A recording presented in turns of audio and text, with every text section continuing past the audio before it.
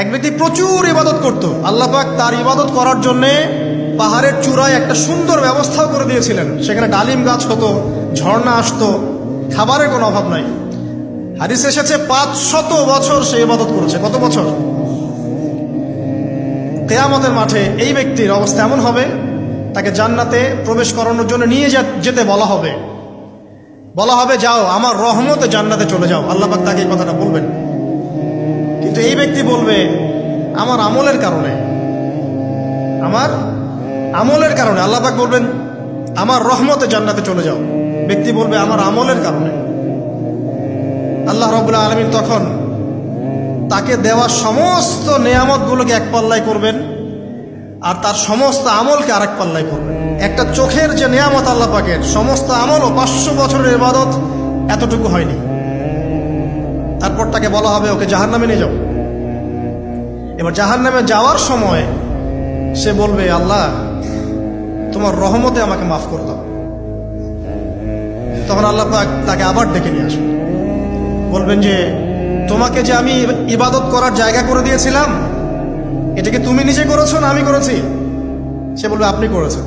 তোমাকে যে আমি সৃষ্টি করেছিলাম তখন কি তুমি কোন আমল করেছিলে? বলবে না। তাহলে তোমাকে যে সৃষ্টি করেছি আমি, এটা কি তোমার আমলের কারণে? না। তোমাকে সারা দুনিয়াতে এত নিয়ামত দিয়েছি, এটা কি তোমার আমলের কারণে? সে বলবে না। তখন তাকে জান্নাতে প্রবেশ করানো হবে। কিয়ামতের মাঠে এমন অনেক ঘটনা ঘটবে যেটা আমাদের চিন্তার বাইরে। আরেকজন ব্যক্তিকে ডেকে আনা হবে, যে ব্যক্তি একটা দুটা নয় বরং 100টা খুন করেছে। সে 99 জন মানুষকে হত্যা করার পর ফতোয়া খুঁজে বেড়াচ্ছিল যে আমার তওবা কবুল হবে কিনা। একজন আবেদের কাছে গিয়েছে। আবেদ আর আলেম কিন্তু এক জিনিস না। আবেদ মানে যে প্রচুর ইবাদত করে, তার জ্ঞান কম, সে শুধু জানে কিভাবে ইবাদত করতে হয়। আলেম হচ্ছে সে যে শরীয়তের গভীর জ্ঞান জানে, আবার ইবাদতও করে। আবার যারা জ্ঞান আছে আমল নাই, সেও কিন্তু প্রকৃত আলেম না। প্রচুর জ্ঞান আছে কিন্তু জ্ঞান অনুযায়ী আমল করে না, সেও কিন্তু প্রকৃত আলেম নন। এবার আসেন, তো এই আবেদের কাছে গিয়ে সে বলছে আমার কি ক্ষমা হবে? আমি 99টা খুন করেছি। সে বলল তোমার আবার ক্ষমা? তোমার ক্ষমা নাই। তখন এই ব্যক্তি এই আবেদকে হত্যা করে 100টা খুন পূর্ণ করলো। ওকেও সে মেরে ফেলছে। আমার ক্ষমাই হবে না তো তোর বেঁচে থাকার কি দরকার, তুইও মর। এই ব্যক্তির মধ্যে একটা চেতনা তৈরি করলেন যে আমাকে তওবা করতে হবে। সে তখন সার্চ করতে লাগলো আরো কোনো আলেম আছে কিনা। এরপর অনেক দূরে একজন আলেমের সন্ধান পাওয়া গেল। সে সেখানে গেল, তাকে গিয়ে বলল আমার কি ক্ষমা হবে? সে আলেম তাকে বলল হ্যাঁ তোমারও ক্ষমা হতে পারে, যাও তুমি ইস্তেগফার করো এবং এই এলাকা থেকে অন্য এলাকায় চলে যাও। মানে যে এলাকায় তুমি অনেকদিন ছিলে, যেখানে তুমি অনেক পাপ কাজ করেছো, এখানে থাকার দরকার নাই। তওবা করে তুমি অন্য কোথাও চলে যাও, নতুন একটা জীবন শুরু করো। এখানে থাকলে হবে কি, তোমার স্মৃতিগুলো তোমাকে তাড়িয়ে বেড়াবে এবং মানুষ তোমাকে খারাপ নজরে দেখতেই থাকবে, তুমি তখন কষ্ট পাবে। এই জন্য তুমি চলে যাও।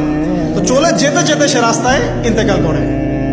এবার তার রূহ নিবে কে? এই জন্য দুদল ফেরেশতা আসছেন, জান্নাতি এবং জাহান্নামী। তাদের মধ্যে বাক বিতরটা হচ্ছে কে রূহ নিয়ে যাবে। জাহান্নামের ফেরেশতারা বলছেন সে এতগুলো খুন করেছে, তার রূহটা আমরা নিব।